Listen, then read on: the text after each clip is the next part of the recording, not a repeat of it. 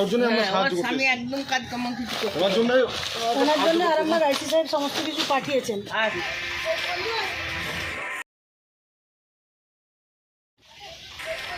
এক আইসিডিএস কর্মীর পরিবারের পাশে দাঁড়ালো আরামবাগ পুলিশ প্রশাসন। জানা গেছে গত বৃহস্পতিবার আরামবাগের হরিণখোলা 1 নম্বর অঞ্চলের 116 নম্বর আইসিডিএস সেন্টারে রান্না করার সময় অসাবধানতাবশতায় কোনো কারণে আগুন লেগে যায় তার শরীরে। গুরুতর আহত অবস্থায় ওই আইসিডিএস কর্মী কৃষ্ণা রায়দুলেকে আরামবাগ মেডিকেল কলেজ ও হাসপাতালে ভর্তি করা হয়। অবস্থার অবনতি হলে সেখান থেকে বাঙ্গুর হাসপাতালে স্থানান্তরিত করা হয়। বর্তমানে তিনি চিকিৎসাধীন। জানা গেছে ওই আইসিডিএস কর্মী কৃষ্ণা রায়দুলে তিনি বাড়ির একমাত্র অর্থ উপার্জনকারী। বাড়ি আরামবাগের পৌরসভার 12 নম্বর ওয়ার্ডের কালীপুরে। পুড়ে যাওয়া ওই আইসিডিএস কর্মীর অবস্থার কথা জানতে পেরে আরামবাগের এসডিপিও সুপ্রভাত চক্রবর্তী ও আইসি স্যারের নির্দেশ মতো শুক্রবার পুলিশকর্মী বিনয় বিশ্বাস সহ অন্যান্য গিয়ে তাদের বাড়িতে খাদ্য সামগ্রী দিয়ে আসেন। দেখুন বিস্তারিত। আমরা আমাদের এই আরামবাগ থানার পক্ষ থেকে আমাদের এই বড় নির্দেশ মতো আপনাদের কিছু রেশন দেওয়া হচ্ছে। আমি তো কাজ কাম কিছু করতে চাই। এটা হচ্ছে আপনাদের এই 1 বস্তা চাল আছে, মোটামুটি যেটুখানি আমাদের তরফ থেকে পারা যায়। আমাদের সাথে চলে যেতে বলো, আমাদের আইসিডি অফিস থেকে আমরা গাড়ি নিয়ে আমরা যাই। আমাদের তো দেরি হবে, আর এটা 3:30টার সময়। ঠিক আছে, ফোন নাম্বার আমাদের আছে, আপনার কিছু হলে দেখা করুন। আমরা আইসিডি স্কুলে যাচ্ছি। ছিল কি দিয়ে গেল? থানা থেকে এসেছিলো আইসি স্যার, ও চাল দিয়ে গেছে, চাল, সোয়াবিন আর মশলাপাতি যা লাগে একটা পরিবারের মধ্যে। কি হয়েছে আপনার মায়ের মানে আইসিডি এসে তো এমনি পড়াশোনা করায়, তারপর রাজনীতির সাথে থাকে, সে থাকেনি বলে হঠাৎ করে জিনিসটা অ্যাক্সিডেন্টের মতো হয়ে গেছে। তো অনেকটা পুড়ে গেছে, তো জন্য ম্যাডাম তো বললেন, দেখলেন তো যে সবাই গেছে ওখান থেকে বাংলা হসপিটালে ভর্তি করেছে। কেমন আছে এখন? মোটামুটি ঠিক আছে, ইঞ্জেকশানগুলো দেওয়া হচ্ছে, ওর ট্রিটমেন্ট চলছে। আপনার মায়ের নাম কি? কৃষ্ণা রায়দুলে।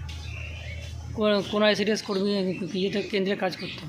এটা আমি শুনেছি তকিপুর হয়, 116 নম্বর হরিণখোলা যেটা পড়ছে আপনার নাম? পলাশ দুলে। এই জায়গাটার নাম কোথায়? এটা কালীপুর দুলেপাড়া 12 নম্বর ওয়ার্ড। আমাদের আইসিডিএসের কর্মী আমার আরামবাগ প্রজেক্টের কৃষ্ণা রায়দুলে, তার বাড়ি কালীপুর 12 নম্বর ওয়ার্ড। তো সেখানে এসেছি ওনার বাড়িতে। কারণ হলো কি, আমরা মনে হয় খুব সৌভাগ্য করে আরামবাগবাসী একজন আইসিকে পেয়েছি, এবং সাথে আছেন আমাদের অনেক স্টাফ, পার্থ আছেন, বিনয়বাবু আছেন, ওনারা আছেন।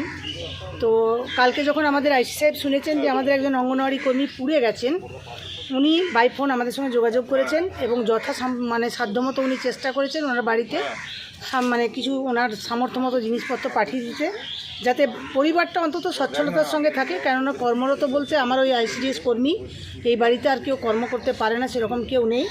ওনার ছেলেকেও আপনারা দেখলেন। আর আপনাদের মিডিয়ার মাধ্যমে বলি, আরেকজন যিনি ব্যক্তি রয়েছেন আমাদের আরামবাগ জেলার চেয়ারপারসন স্বপনন্দী মহাশয়, ওনাকেও ধন্যবাদ জানাই।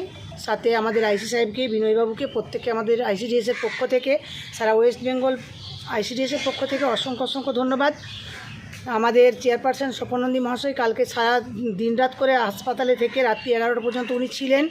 উনি গাড়ি ভাড়া দিয়ে বাঙ্গুর হসপিটালে সিট করে দিয়ে উনি পেশেন্টকে পাঠিয়ে রাত্রি 11টার সময় উনি বাড়ি গেছেন।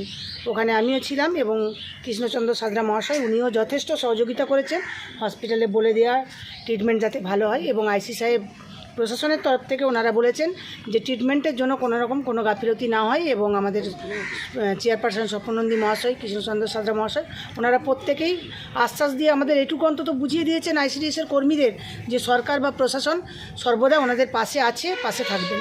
আপনার পরিচয়? থানার পক্ষ থেকে কী দেওয়া হলো আজকে? থানার পক্ষ থেকে চাল, ডাল, আলু, সোয়াবিন, মশলাপাতি, একটা সংসার চালাতে গেলে যা যা ইনস্ট্রুমেন্টের প্রয়োজন হয় সব কিছুই দিয়েছেন। আপনার পরিচয়? আমার পরিচয়, আমি রাজ্য নেতৃত্বের আইসিডিএসের একটা অন্যতম সদস্য মধুমিতা ভট্টাচার্য।